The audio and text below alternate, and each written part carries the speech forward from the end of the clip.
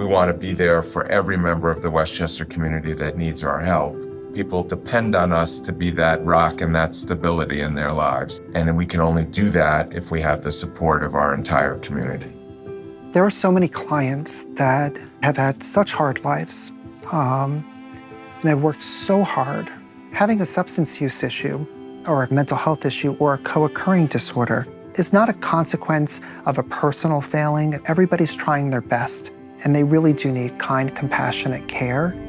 Drew is a very patient man. Secretly, I was like, well, I'm this drug addict, and I'm not good enough to be around these people. And little by little, he taught me, listen, you're just as good as them. My parents both were drug addicts. I was also born addicted.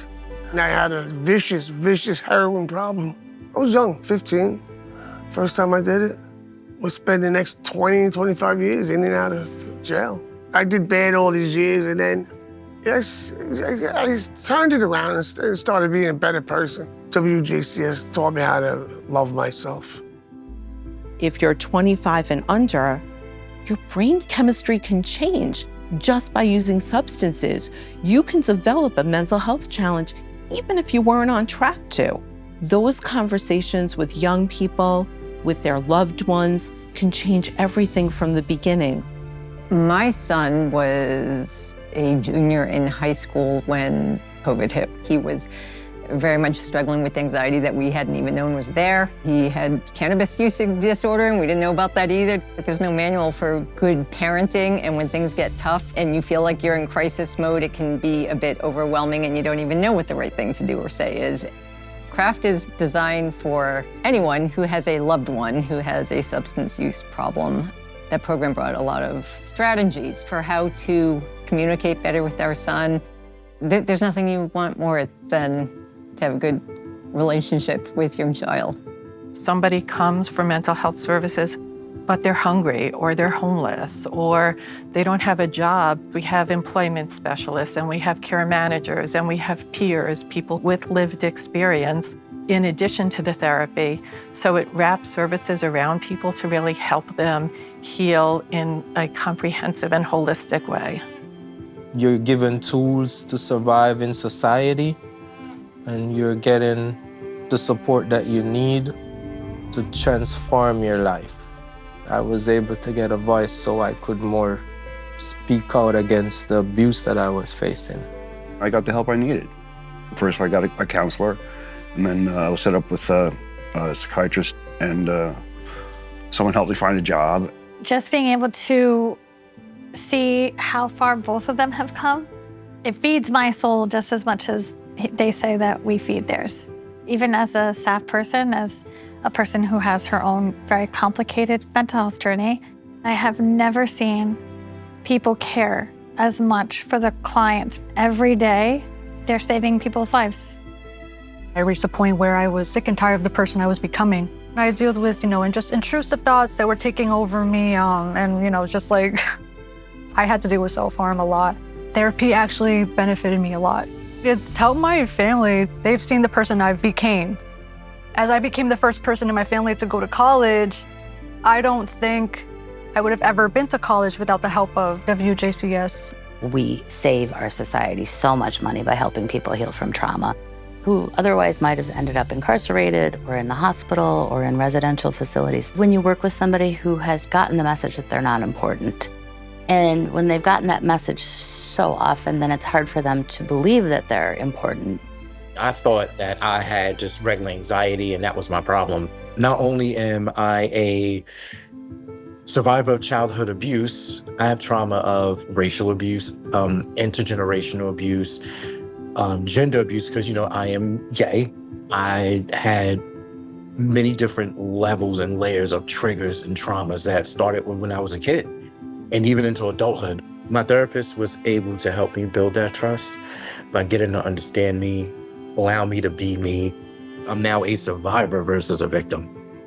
WJCS has taught me to live in my truth and to be authentic. It doesn't happen overnight, and I still got work to do, but when you say, could you imagine life without it? No.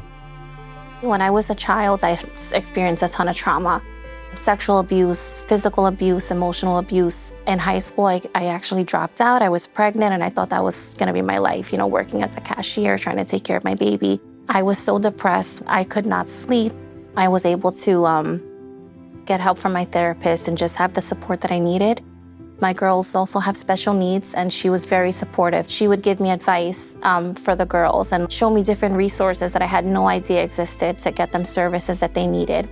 Without the mental help that we received, I don't know where we'd be today. I honestly don't know how far I would have gotten in life. When families are under stress, under-resourced, any variety of things can cause adverse childhood experiences to build up and cause negative outcomes later in life. Our programs work to build social connections, but we have to show families the value of those social connections. When I became connected with WJCS, I was a first-time mom in a one-income household. The center helped guide us with the fundamentals of social-emotional readiness. I had the opportunity to volunteer and then transition as part-time staff. And the Parent Child Plus program extends to food insecurity needs, mental health needs. And so when those needs are addressed, it trickles out into the community because it helps people become the best versions of themselves that everyone has the potential to be. As a community rabbi, we've partnered with WJCS in many ways. It is really important that we have a central location that we can go to when there are issues that arise in our community that we are not necessarily equipped to be able to handle ourselves. October 7th was a turning point, I think for all Jews on some level, but for survivors and for families impacted by the Holocaust, it's a resurgence of that horror that they've experienced. We thought that the Nazis were gone and dead, but no, they're very much alive. I was actually saved by a Ukrainian nanny that we had, and she took me out of the ghetto. I lived 2 years in the woods where I had no food. So we went from house to house to ask for food. Some people would give us something, and some would say, get away. Helena or Allison, they are so helpful. I know if I wake up in the morning with a bad dream that I had, if I call them up, they put me straight. When they make those luncheons, they bring people together that are dancing the horror. I mean, how often do you dance the horror? Even though many years have passed, what we went through, we didn't forget. We all struggle at some point in our lives. We all do. And so if we are in a position where we can help other people in their struggles, why not?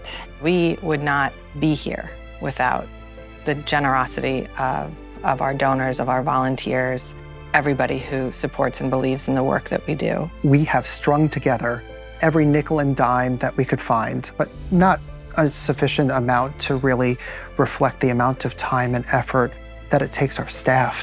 The investment in WJCS is the investment in innovation, in creativity, in best practices, in taking all of that and making them evidence-based practices. You need truly supportive individuals and corporations and the private sector to truly make this work.